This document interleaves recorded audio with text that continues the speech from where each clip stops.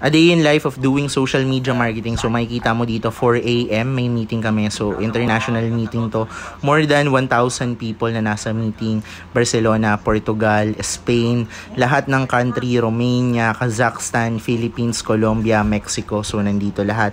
And Arab team as well.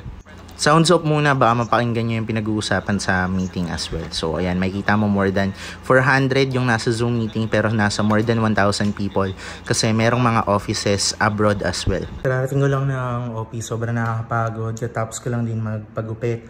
And then syempre task na ako kasi meron mga bagong guests na umattend. Out of the 22 people, 3 lang yung nag-show up. So tingnan natin.